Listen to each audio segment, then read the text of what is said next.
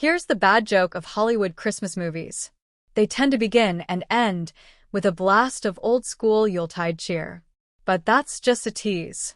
In between, most of them make a point of straying about as far from the Christmas spirit as possible. Instead, they swap in the new American spirit, vulgar, violent, full of fake fun, celebrating their own crassness. To trace the genesis of the anti-Christmas Christmas movie, Jingle All the Way, Violent Night, you would probably have to go back to a couple of movies that are thought of as classics, Though Not By Me, A Christmas Story, and Home Alone, both of them glasses of eggnog spiked with misanthropy. That said, I'm not sure that a Hollywood movie has ever kicked off the season with less true Christmas spirit than Red One. Sure, J.K. Simmons plays Santa Claus, who gets abducted, and Simmons is winning in his crinkly old wise innocence. Dwayne Johnson, as Santa's bodyguard, who wants to retire because he's having a crisis of faith, is his outsized amiable self. The odd thing about the movie is that while it's a little bit tongue-in-cheek, it's not really a comedy. Directed with charmless energy by Jake Kasdan, Red One is at once an action movie, a kidnap rescue thriller in which the doors to supply closets in toy stores are mystic portals, and an exercise in Christmas world building, as if that's the thing that's been missing from Christmas. At the beginning, Simmons' Santa is seated on his throne, greeting a line of children in a shopping mall, a location he finds to be the most soulful place on earth, which shows you how far we've come from Jingle All the Way. Even Santa now digs the capitalism of it all. The hot toy of the season, the one kids keep asking him for, is a video game called Vampire Assassin 4.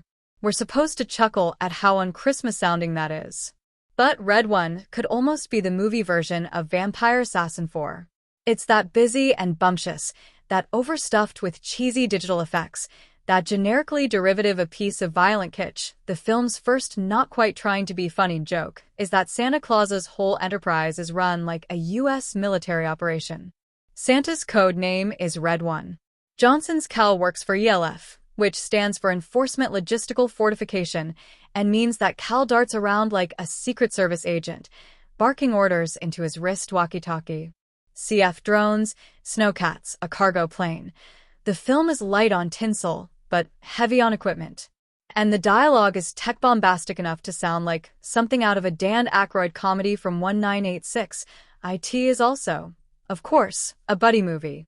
No, not Santa and his bodyguard.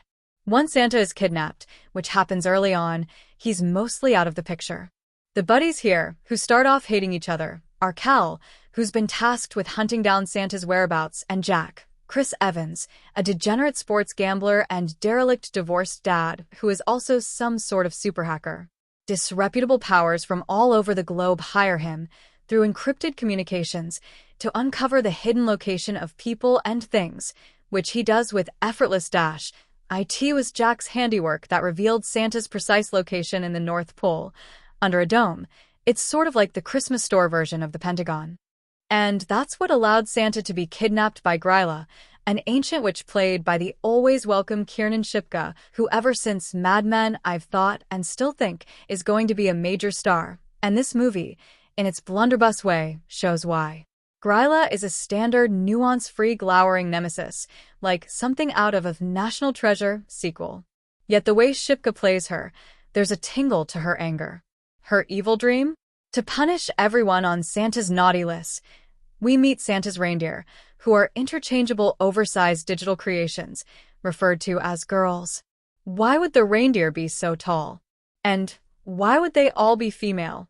This is the sort of whatever conceit that dots Red One.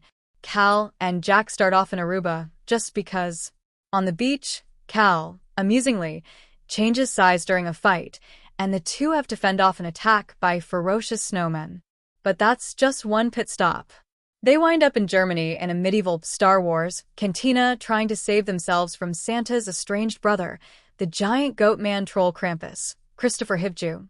At which point you're either on board or, in my case, starting to check your watch. The villains are shapeshifters, but the key thing about Red One is that the whole movie is a shapeshifter.